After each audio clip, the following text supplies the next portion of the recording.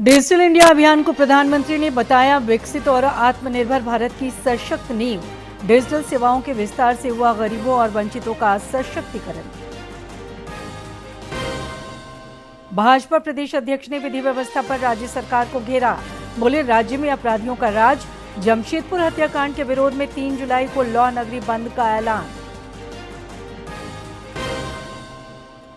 पूर्वी सिंहभूम के ग्रामीण इलाकों में ब्रेन मलेरिया का कहर। अब तक 4 की मौत, कई बच्चे इलाजरत। चिकित्सकों का बीमारी की जल्द पहचान और इलाज पर जोर। और राज्य में मानसून की सक्रियता से बारिश के आंकड़ों में सुधार। कमी घटकर हुई 50%। 7 जुलाई तक बारिश, आंधी और वज्रपात की संभावना और गिरेगा तापमान।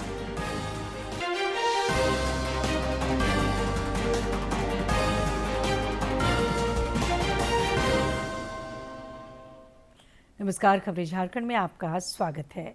खबरों के साथ मैं हूं सरोज झा और अब खबरें विस्तार से। डिजिटल इंडिया अभियान के 11 वर्ष पूरे हो गए हैं। प्रधानमंत्री नरेंद्र मोदी ने एक सोशल मीडिया पोस्ट में इस अभियान को विकसित और आत्मनिर्भर भारत की सशक्त नींव बताया है। श्री मोदी ने कहा कि बीते 11 वर्षों में इसने गरीबों और वंचितों के सशक्तिकरण में महत्वपूर्ण भूमिका निभाने के साथ ही देशवासियों के जीवन को आसान बनाया है। ऑप्टिकल फाइबर नेटवर्क के विस्तार से लेकर डिजिटल ट्रांजैक्शन तक इस अभियान की अभूतपूर्व सफलता ने दुनिया भर का ध्यान भारत की ओर खींचा है।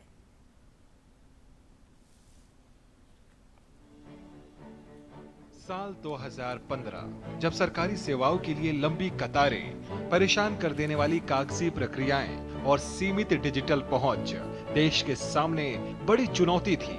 ऐसे दौर में प्रधानमंत्री नरेंद्र मोदी ने 1 जुलाई 2015 को देश के सामने रखा डिजिटल इंडिया का विजन। इस पहल के जरिए सरकार ने तकनीक को आम आदमी के हाथों तक पहुंचाने का संकल्प लिया और देखते ही देखते 1 दशक में भारत ने डिजिटल बदलाव की एक ऐसी कहानी लिखी जिसकी गूंज दुनिया भर में सुनाई देने लगी। एक क्लिक पर मिलने वाली सुविधाओं से लेकर दुनिया को चौंकाने वाले डिजिटल पेमेंट सिस्टम तक आज नए भारत की पहचान बन चुका है डिजिटल इंडिया अभियान। डिजिटल इंडिया अभियान ने 11 वर्षों में देश के डिजिटल बुनियादी ढांचे में अभूतपूर्व विस्तार किया है।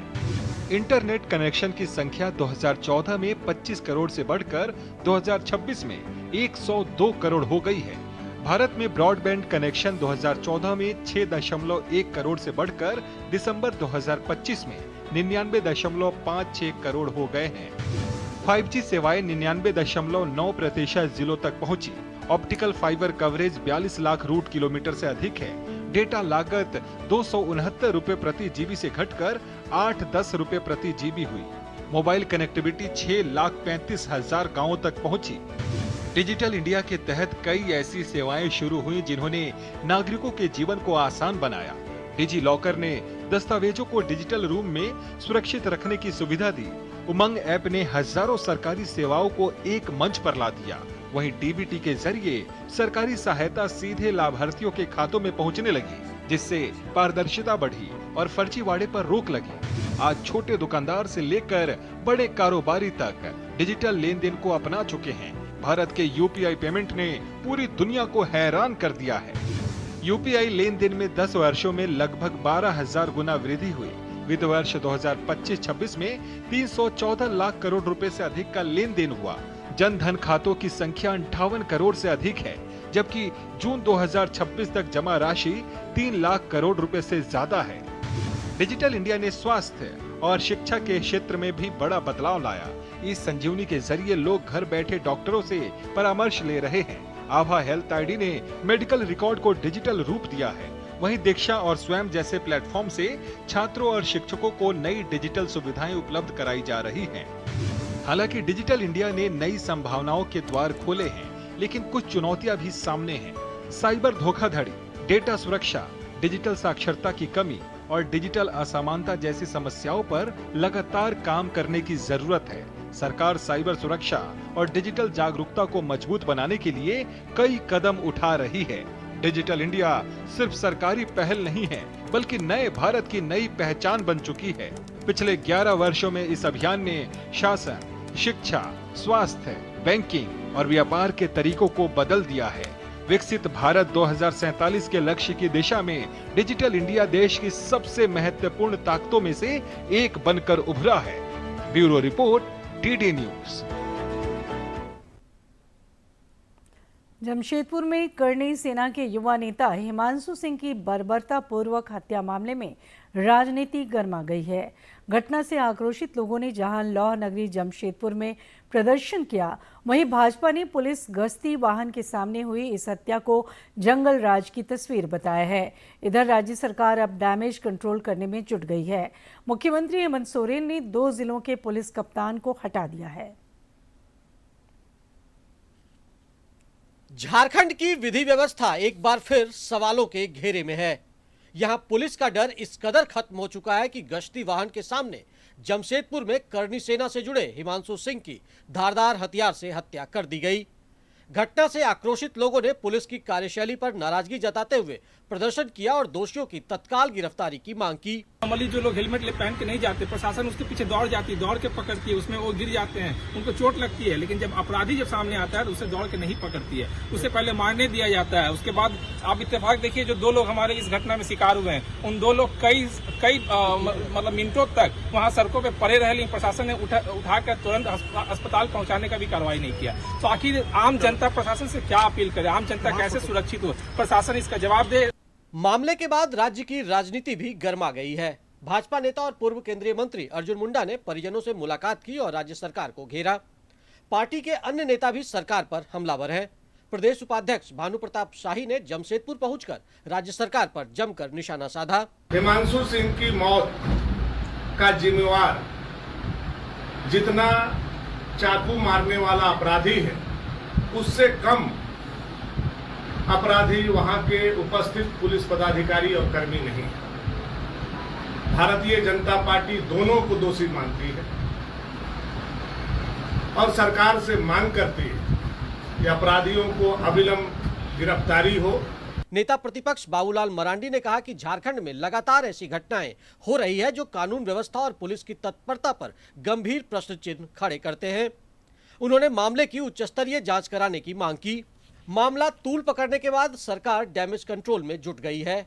मुख्यमंत्री हेमंत सोरेन के निर्देश पर जमशेदपुर के एसएसपी पीयूष पांडे और सरायकेला के एसपी निधि द्विवेदी को तत्काल प्रभाव से हटा दिया गया है। सीएम के निर्देश पर जोनल एडीजी मनोज कौशिक खुद जमशेदपुर में कैंप कर रहे हैं। उन्होंने कहा कि जिस विष्णुपुर थाना क्षेत्र में यह घटना हुई है, वहां के थाना प्रभारी समेत 4 पुलिसकर्मियों को सस्पेंड कर दिया गया है।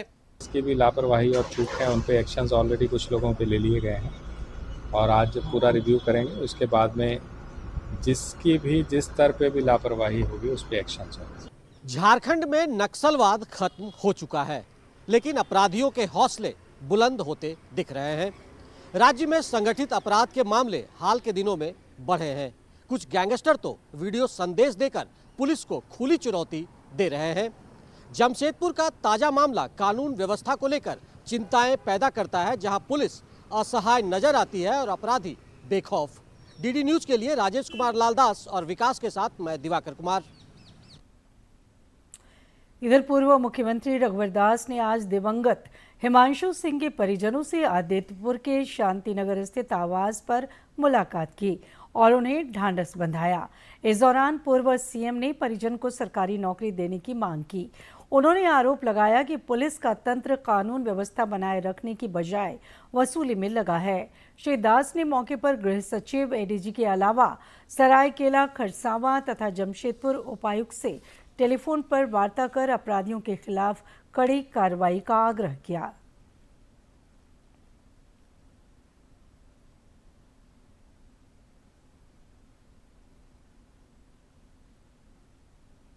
सरकार गुंडा मावाली अपराधियों की सरकार है। मैं सरकार से मांग करता हूं कि पूरी घटना का उच्च स्तरीय जांच हो और जो पुलिस अधिकारी जांच कर उस पर भी आपराधिक केस, साथ ही साथ फास्ट ट्रैक कराकर अविलंब आपराधिक जब पुलिस अभियुक्त नहीं पकड़ाता है, उनकी 12 मिनट तो सबूत के घर में बुलडोजर चला ताकि अपराधी को एक सबक मिले। भाजपा ने जमशेदपुर हत्याकांड के खिलाफ 3 जुलाई को लौह नगरी बंद करने का ऐलान किया है। रांची में आज प्रेस वार्ता को संबोधित करते हुए पार्टी के प्रदेश अध्यक्ष आदित्य प्रसाद साहू ने आरोप लगाया कि झारखंड में कानून का शासन नहीं बल्कि अपराधियों का राज आ गया है। पुलिस की कार्यशैली पर भी उन्होंने सवाल उठाए। उनकी हत्या करने का काम कर रहे हैं। उस वीडियो को जब गहराई से देखेंगे तो आपका शरीर का एक एक रोआ कांप जाएगा। दौड़ते दौड़ते जब परेशान हो गया तो पुलिस की गाड़ी में जाके घुस गया वो बच्चा, और पुलिस वहां पर खड़ी है,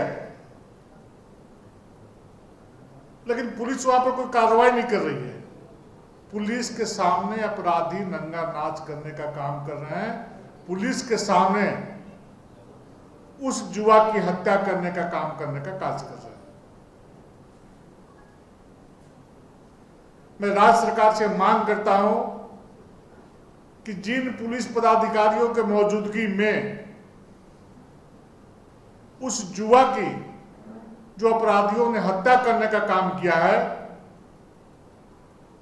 उन पर तो फास्ट ट्रैक गठित करके अविलंब सजा देने का प्रयास किया जाए। साथ ही साथ वैसे पुलिसकर्मी जिनकी मौजूदगी में उस युवा की चापड़ से अपराधियों ने हत्या की है, उन पुलिसकर्मियों के ऊपर भी 302 का मुकदमा दर्ज करके उनको भी जेल भेजने का काम सरकार करे।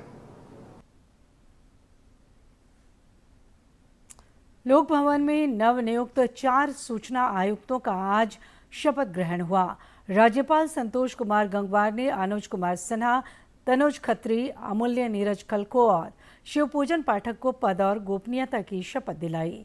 इस दौरान मुख्यमंत्री हेमंत सोरेन और रक्षा राज्य मंत्री संजय सेठ समेत कई गणमान्य लोग मौजूद रहे। राज्यपाल ने पुष्पगुच्छ सौंपकर शपथ ग्रहण करने वाले नवनियुक्त सूचना आयुक्तों को बधाई और शुभकामनाएं दी। सूचना आयुक्त नियुक्त हुआ हूँ। ईश्वर की शपथ लेता हूँ कि मैं विधि द्वारा स्थापित भारत के संविधान के प्रति सच्ची श्रद्धा और निष्ठा रखूंगा।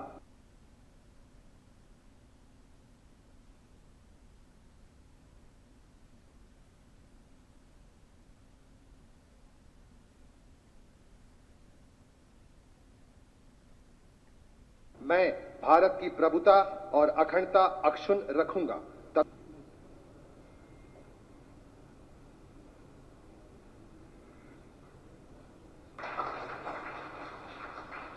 ईश्वर की शपथ लेता हूं कि मैं विधि द्वारा स्थापित भारत के संविधान के प्रति सच्ची श्रद्धा और निष्ठा रखूंगा।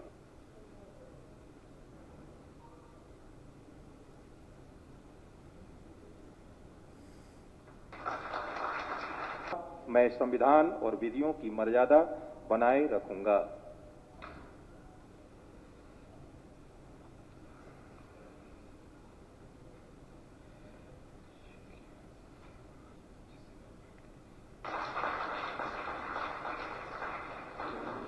मैं व्यक्तिगत प्रायोरिटी रहेगी कि लोगों को परेशानी कम से कम हो और अधिक से अधिक सूचना मिल सके, ये हमारा प्रयास होगा।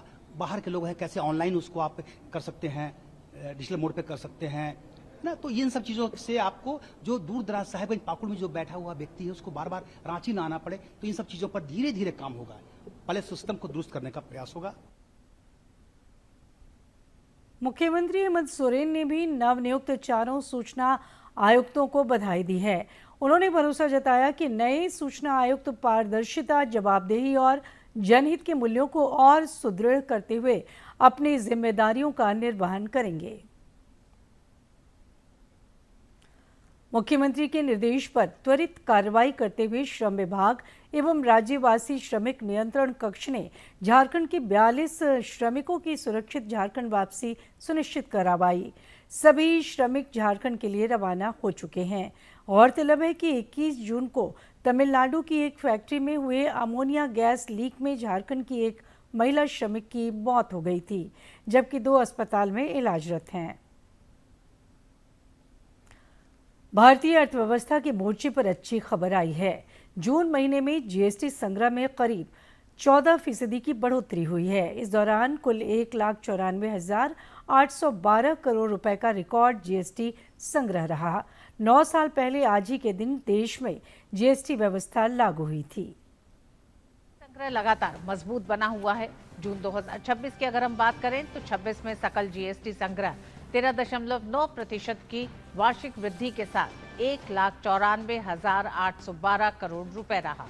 पिछले वर्ष जून में यह आंकड़ा 1,71,105 करोड़ रुपए था। यह संकेत देता है कि देश में आर्थिक गतिविधियां और कर अनुपालन दोनों मजबूत बने हुए हैं। आंकड़ों के अनुसार जून में घरेलू लेन देन से प्राप्त सकल जीएसटी राजस्व 1,34,774 करोड़ रुपए रहा, जो पिछले वर्ष की तुलना में तकरीबन 6.5% अधिक है। वहीं आयात पर जीएसटी संग्रह में उल्लेखनीय तेजी देखने को मिली और ये 34.6% बढ़कर 60,038 करोड़ रुपए पहुंच गया।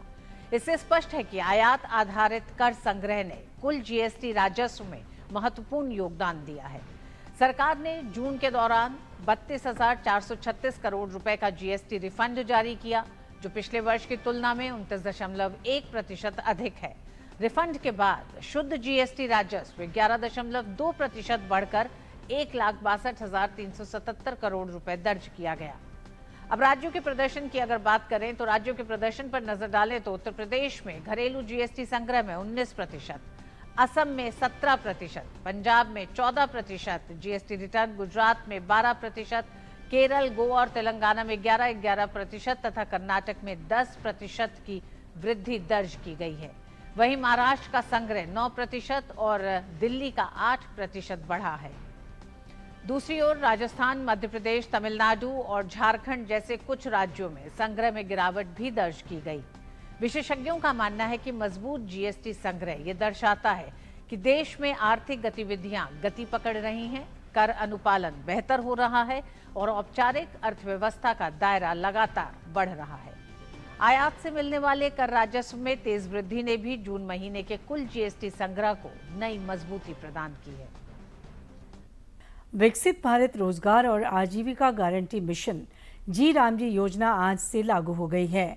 ग्रामीण विकास मंत्रालय ने कहा कि वीबी जी रामजी अधिनियम के अंतर्गत प्रत्येक वित्तीय वर्ष में 125 दिन के रोजगार की गारंटी होगी।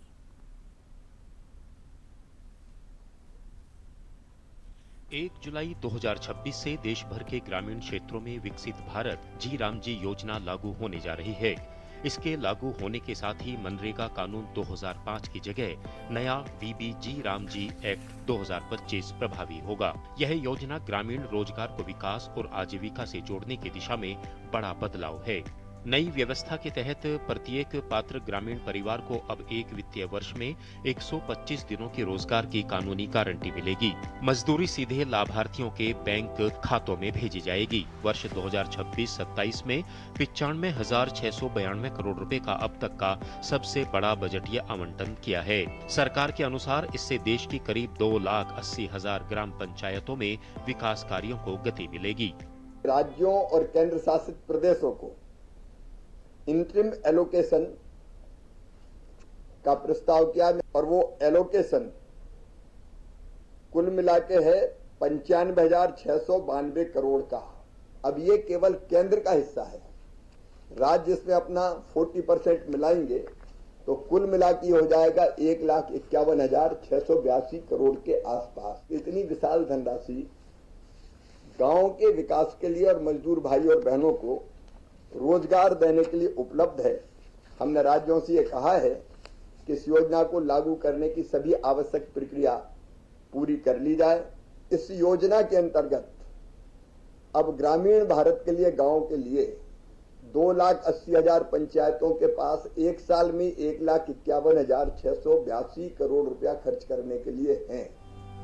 सामान्य राज्यों में योजना की लागत केंद्र और राज्य के बीच 60-40, जबकि पूर्वोत्तर एवं विशेष श्रेणी के राज्यों में 90-10 के अनुपात में साझा की जाएगी। इस योजना में जल संरक्षण, जल प्रबंधन, ग्रामीण आधारभूत ढांचे का निर्माण, कृषि एवं आजीविका से जुड़े कार्य, आपदा प्रबंधन और पर्यावरण संरक्षण जैसे क्षेत्रों को प्राथमिकता दी गई है। केंद्र सरकार का मानना है कि विकसित भारत जी राम जी योजना सिर्फ रोजगार की गारंटी नहीं, बल्कि गांवों में टिकाऊ विकास, बेहतर आजीविका और आत्मनिर्भर ग्रामीण अर्थव्यवस्था की दिशा में बड़ा कदम है। अनुज यादव, डीडी न्यूज, दिल्ली। केंद्रीय मंत्री शिवराज सिंह चौहान ने विकसित भारत की जी राम जी योजना को आजीविका का नया अध्याय बताया है। उन्होंने कहा है कि इसे लागू करने के लिए पर्याप्त वित्तीय प्रावधान कर लिए गए हैं। मनरेगा का समापन हो गया और मनरेगा से बहुत बेहतर योजना, जिसमें 100 दिन नहीं 125 दिन का रोजगार मांगने पर मजदूर बहनों और भाइयों को दिया जाएगा। विकसित भारत जी राम जी योजना आज से लागू हो गई। अकेले केंद्र सरकार ने 95,600 करोड़ रुपए से ज्यादा की राशि इस साल विकसित भारत जी राम जी योजना के लिए रखी है। इतनी विशाल राशि न केवल मजदूर भाइयों और बहनों को रोजगार देगी, बल्कि विकसित गांव को बनाने में सहायक सिद्ध होगी। डॉक्टर्स डे पर आज राज्य भर में विभिन्न कार्यक्रमों का आयोजन कर चिकित्सकों का सम्मान हुआ। इधर रक्षा राज्य मंत्री संजय सेठ से आज कुछ डॉक्टरों ने मुलाकात कर उन्हें 5 जुलाई को रांची में आयोजित होने वाले कैंसर समिट में शामिल होने का न्योता दिया। श्री सेठ ने चिकित्सकों को डॉक्टर्स डे की शुभकामनाएं दी। पूर्वी सिंहभूम जिले के ग्रामीण इलाके में मलेरिया और ब्रेन मलेरिया के मामले लगातार बढ़ रहे हैं। पिछले दिनों इस बीमारी से 4 लोगों की मौत के बाद स्वास्थ्य महकमा हरकत में है। जिले के विभिन्न अस्पतालों में दर्जनों लोग इलाजरत हैं, जिसमें कई बच्चे भी शामिल हैं। डॉक्टरों ने बीमारी की जल्द पहचान और इलाज पर जोर दिया है।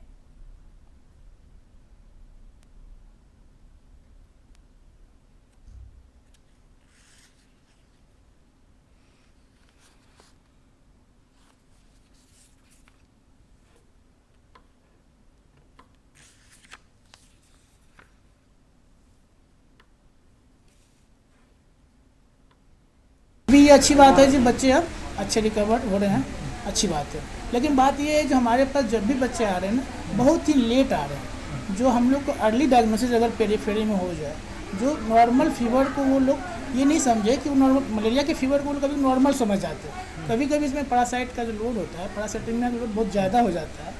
छोटे बच्चे हैं और साथ में प्रेग्नेंट लेडीज और जो भी है, ये सब बहुत ही रिस्क फैक्टर होता है इस टाइप के फॉर्म होने के लिए। तो ये लोग को थोड़ा सा ध्यान देने की ज़रूरत है पेरीफेरी में, तो जल्दी डायग्नोस हो जाए और जल्दी हमारे पास आए, जिससे हम लोग समय रहते अच्छा इलाज दे सकें। राज्य में मानसून की सक्रियता से बारिश के आंकड़ों में सुधार हुआ है और अब कमी घटकर 50% हो गई है। मौसम विज्ञान केंद्र के पूर्वानुमान के मुताबिक राज्य के विभिन्न इलाकों में 7 जुलाई तक बारिश, आंधी और वज्रपात की संभावना है। इसके अलावा तापमान में करीब 3 डिग्री सेल्सियस तक की गिरावट हो सकती है। आज रामगढ़, धनबाद और रांची समेत कई जिलों में भारी बारिश की संभावना है। कल भी कुछ क्षेत्रों में तेज बारिश हो सकती है। नए आर्मी चीफ जनरल धीरज सेठ को चीफ ऑफ आर्मी स्टाफ के तौर पर आज गार्ड ऑफ ऑनर दिया गया। इस अवसर पर उन्होंने कहा कि इस पद को संभालना उनके लिए गर्व और विनम्रता की बात है।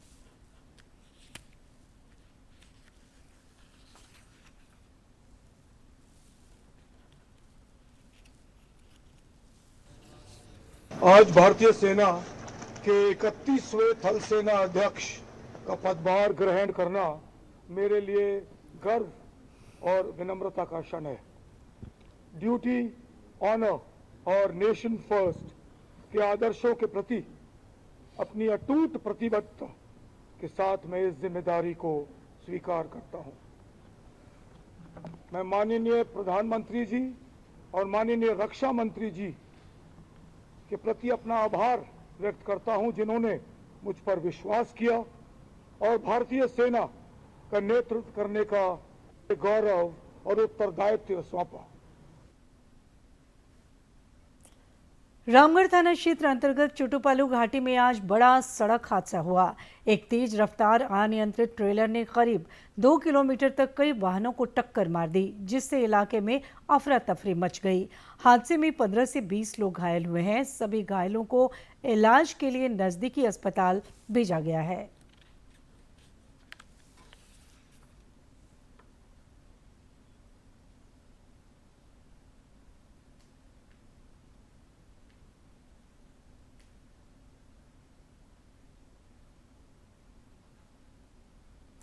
गिरिडीह जिला में कार्यरत सब रजिस्ट्रार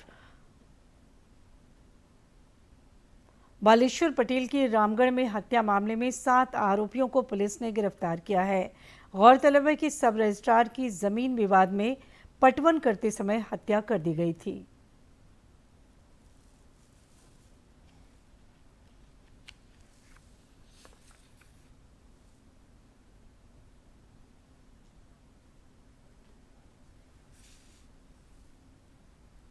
और अब जानते हैं किन बातों के लिए इतिहास के पन्नों में आज का दिन खास है। 1 जुलाई वर्ष 1882 में डॉक्टर बिधान चंद्र राय का जन्म बिहार के पटना में हुआ। डॉक्टर राय एक महान चिकित्सक थे, जिन्होंने अपने जीवन में तमाम मरीजों का सफल इलाज किया। उन्होंने जीवन पर्यंत देश की सेवा की। इनके सम्मान में प्रत्येक वर्ष आज ही के दिन राष्ट्रीय चिकित्सा दिवस मनाया जाता है। यह एक अजब संयोग है कि 1 जुलाई को डॉक्टर बिधान चंद्र राय की जन्मतिथि और पुण्यतिथि दोनों हैं। बिधान चंद्र राय महान स्वतंत्रता संग्राम सेनानी, एक दूरदर्शी राजनेता और पश्चिम बंगाल के मुख्यमंत्री भी रहे। राजनीति में बतौर प्रशासक इन्होंने हेल्थ सेक्टर की बुनियाद तैयार की थी। वर्ष 1962 में इन्हें भारत रत्न से सम्मानित किया गया। 1 जुलाई वर्ष 1938 में विश्वविख्यात बांसुरी वादक हरिप्रसाद चौरसिया का जन्म उत्तर प्रदेश के इलाहाबाद शहर में हुआ, जिसे आज प्रयागराज के नाम से जाना जाता है। हरिप्रसाद चौरसिया ने पूरे विश्व में भारतीय संगीत को अपने बांसुरी वादन से विस्तार दिया। इन्होंने कई हिंदी फिल्मों में संतूर वादक पंडित शिव कुमार शर्मा के साथ मिलकर मधुर संगीत दिया। संगीत की दुनिया में इनकी जोड़ी को शिवहरि के नाम से जाना जाता है। इस जोड़ी ने चांदनी, डर, लम्हे, सिलसिला, फासले, विजय, साहिबान और 16 दिन अफगान के जैसी फिल्मों में संगीत दिया।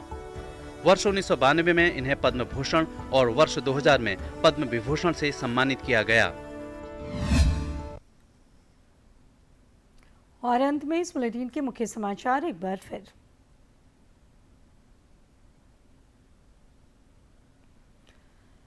डिजिटल इंडिया अभियान को प्रधानमंत्री ने बताया विकसित और आत्मनिर्भर भारत की सशक्त नींव। डिजिटल सेवाओं के विस्तार से हुआ गरीबों और वंचितों का सशक्तिकरण। भाजपा प्रदेश अध्यक्ष ने विधि व्यवस्था पर राज्य सरकार को घेरा। बोले राज्य में अपराधियों का राज। जमशेदपुर हत्याकांड के विरोध में 3 जुलाई को लौह नगरी बंद का ऐलान। पूर्वी सिंहभूम के ग्रामीण इलाके में ब्रेन मलेरिया का कहर। अब तक 4 की मौत, कई बच्चे इलाजरत। चिकित्सकों का बीमारी की जल्द पहचान और इलाज पर जोर। और राज्य में मानसून की सक्रियता से बारिश के आंकड़ों में सुधार। कमी घटकर हुई 50%। 7 जुलाई तक बारिश, आंधी और वज्रपात की संभावना और गिरेगा तापमान।